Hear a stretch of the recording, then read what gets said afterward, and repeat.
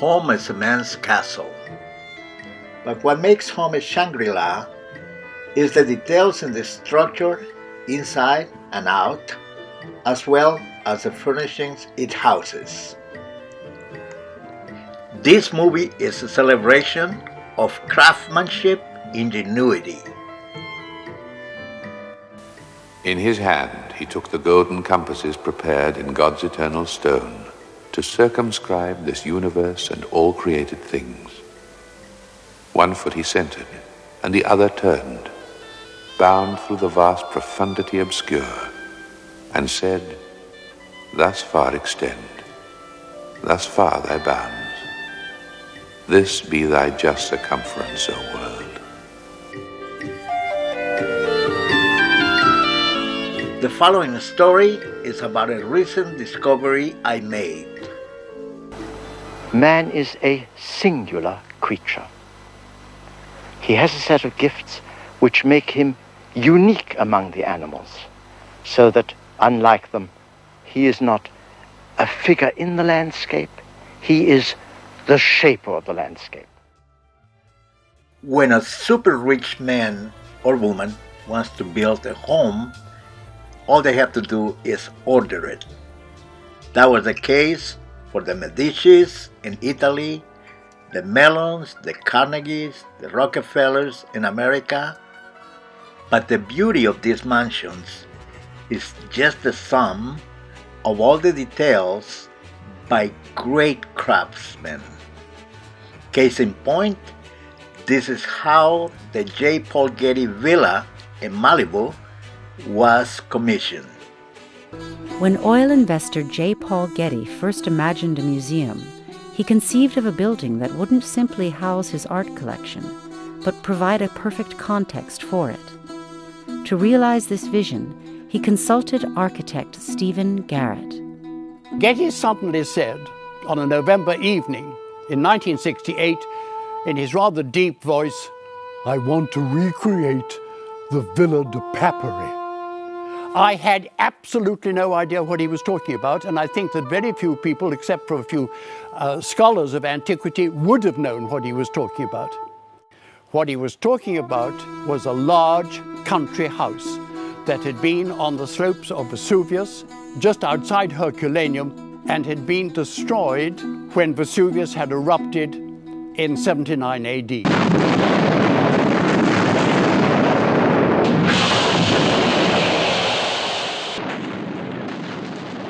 I have had the good fortune to travel all over the world since I was very young.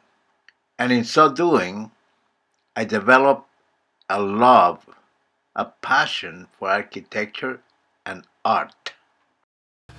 When I first saw the Waverstock home, it reminded me of a guest home cottage at a European castle.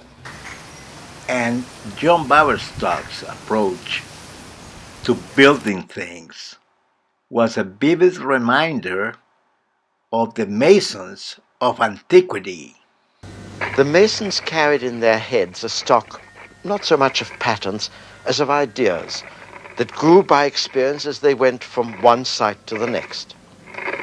They also carried with them a kit of light tools. They marked out with compasses the ovals for the pointed vaults and the circles for the rose windows.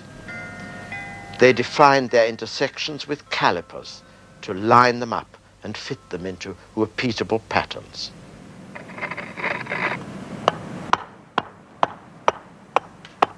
Vertical and horizontal were related by the T-square, as they had been in Greek mathematics.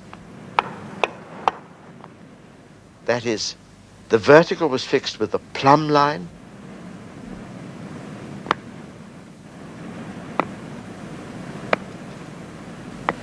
and the horizontal was fixed not with a spirit level, but with a plumb line joined to a right angle. The wandering builders were an intellectual aristocracy, and they called themselves Freemasons as early as the 14th century. One has the sense that the men who conceived these buildings were intoxicated by their newfound command of the force in the stone. The kind of man who is interested in the architecture of nature today is the kind of man who made this architecture nearly 800 years ago. There is one gift above all others that makes man unique among the animals, and it's the gift displayed everywhere here. His immense pleasure in exercising and pushing forward his own skill.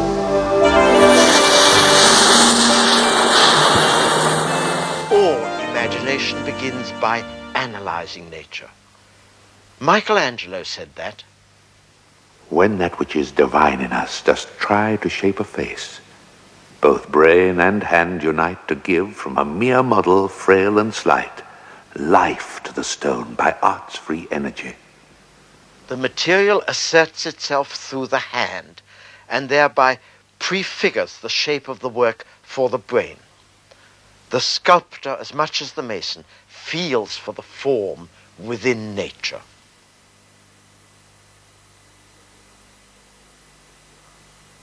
The best of artists hath no thought to show what the rough stone in its superfluous shell doth not include. To break the marble spell is all the hand that serves the brain can do.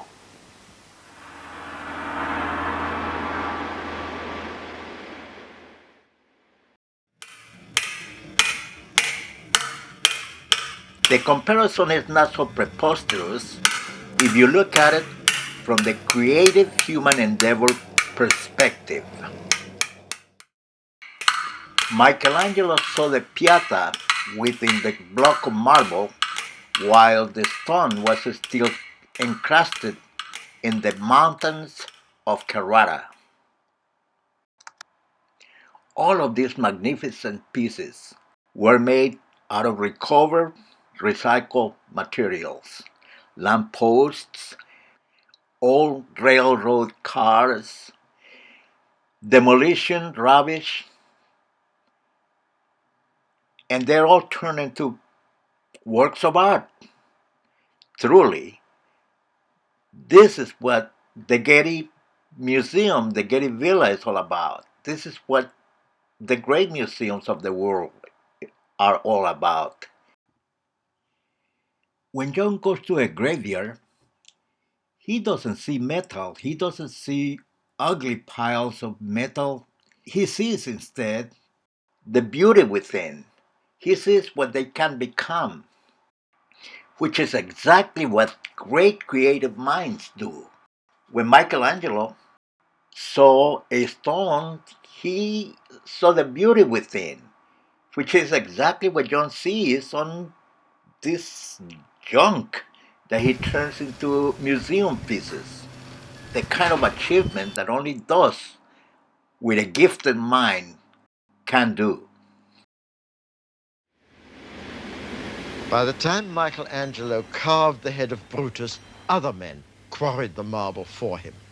But Michelangelo had begun as a quarryman in Carrara, and he still felt that the hammer in their hands and in his was groping in the stone for a shape that was already there.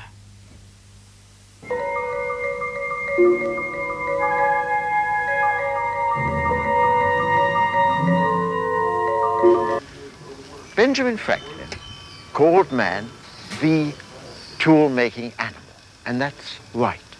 And the most exciting thing about that is that even in prehistory, man already made tools that have an edge finer than they need have. The most powerful drive in the ascent of man is his pleasure in his own skill. He loves to do what he does well, and having done it well, he loves to do it better. You see it in his science. You see it in the magnificence with which he carves and builds, the loving care, the gaiety, the effrontery. The monuments are supposed to commemorate kings and religions, heroes, dogmas.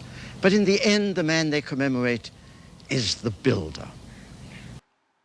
This essay would have been incomplete without taking you to one of my favorite monuments of all places, here in Los Angeles.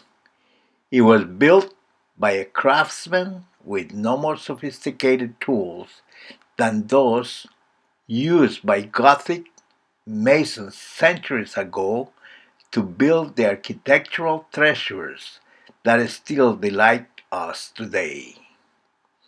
I hope that, like me, you too see a parallel between this builder and John Baberstock.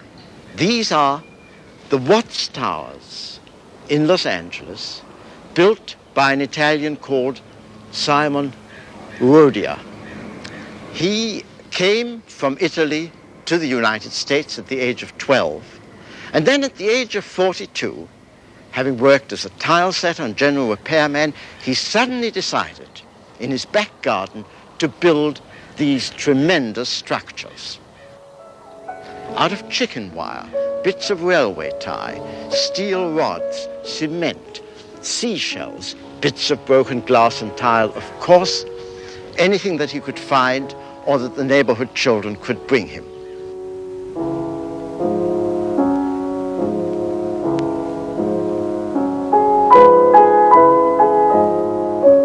It took him 33 years to build them. He never had anyone to help him because he said, I never knew what to do next myself.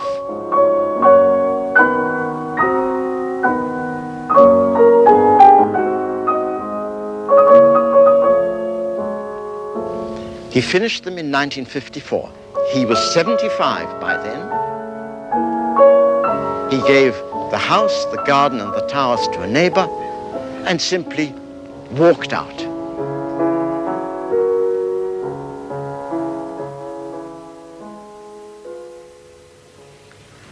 I had in mind to do something big, Simon Rodia had said, and I did. You have to be good, or bad, to be remembered. He'd learnt his engineering skill as he went along by doing, and by taking pleasure in the doing. Of course, the city building department decided that the towers were unsafe, and in 1959, they ran a test on them. This is the tower that they tried to pull down. I'm happy to say that they failed. The tool that extends the human hand is also an instrument of vision. It reveals the structure of things and makes it possible to put them together in new, imaginative combinations. We are living in an age of significant technological developments. Today's wonderful electronic gadgets soon will be replaced by a newer and better one, and that one by another, and even sooner, that too by another one after. All the while, they are quickly filling landfills everywhere.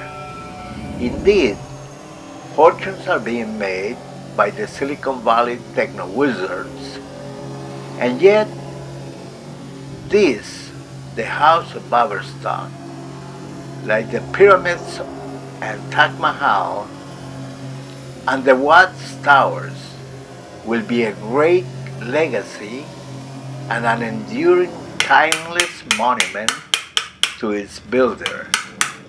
Happy birthday, John Baberstock. Keep on building.